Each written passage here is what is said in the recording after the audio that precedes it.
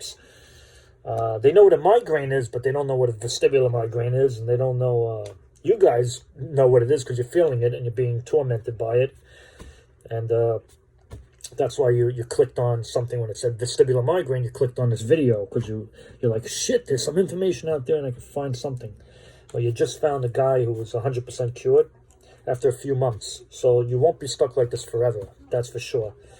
It took me a couple months. That's it, to figure it all out and then clear it up to him 100%.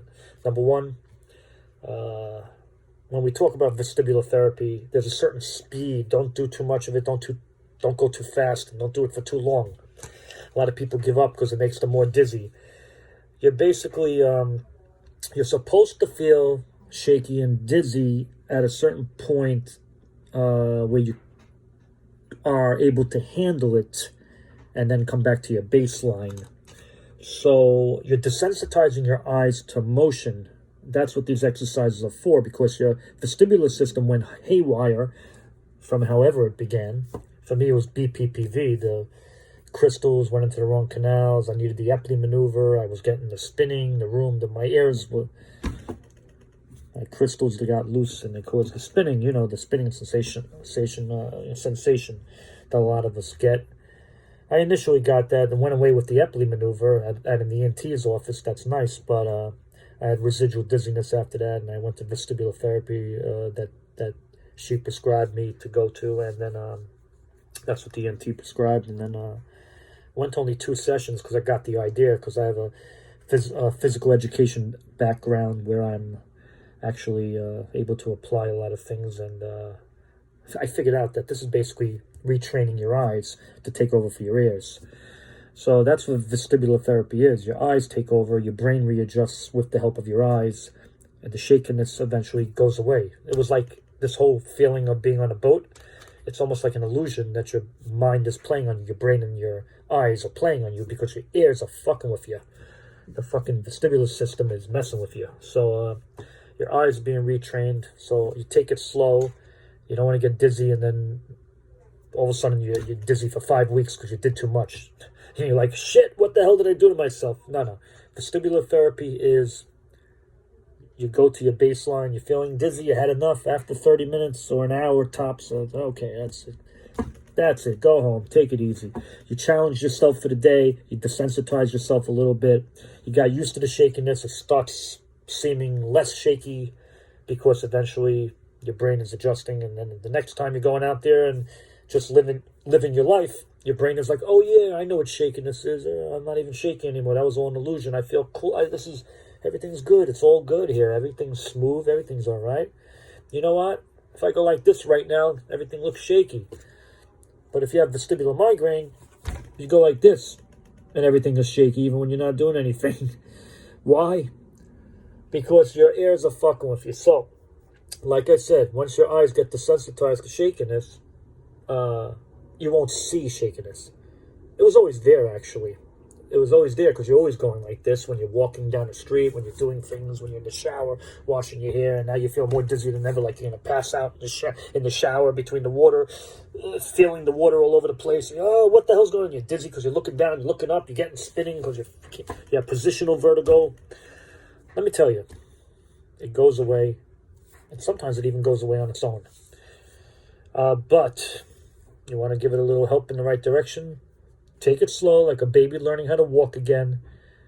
Make believe you're a baby, you're taking baby steps, and go to vestibular therapy and do those baby steps until you learn how to walk again, and you will.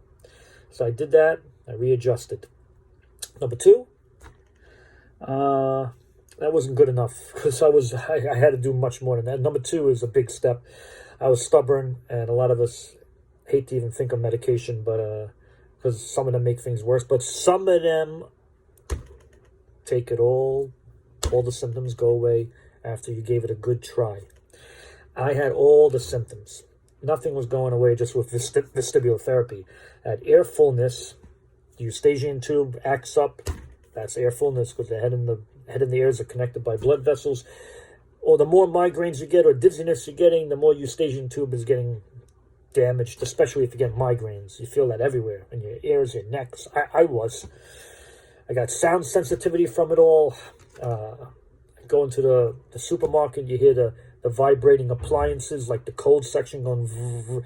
I would feel it in my ears go in my ear. I felt it shaking. I would get a migraine instantly. That's how damaged I was. I waited too long. I took the medication, and on my first try, it worked out for me. After reminding myself, I'm getting a little side effect. I'm a little tired. No, your body adjusts, and little by little, I started not even getting not even one side effect from the same medicine that I started off with. Where I was starting in the beginning, I felt a little something here and there, but it didn't make things worse. Like tragically, it just made me a little dizzy, but I was good. After I got adjusted to it, it took the dizziness away and all the symptoms away. No more air pressure, no more anything, no more migraines. And item number 3 is tearing away your diet, the food layers, until you figure out what's causing the dizziness.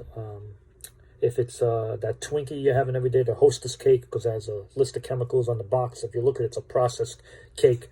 Don't have that for a couple days. If your dizziness still didn't go away, take away the next food that might be causing it. Maybe it's that even that protein shake. It has a bunch of chemicals in it. If you don't just see natural ingredients or only it should have like 2 ingredients. So you're gonna drink something, you're gonna eat something. It should just be that. Oatmeal is the ingredient is oatmeal. The ingredient is simple. It's oatmeal. Unless it's processed oatmeal.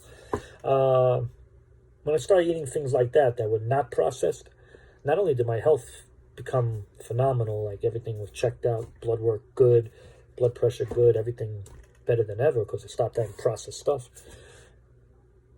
My dizziness went away. Bingo. It went away, and then the medicine became more effective.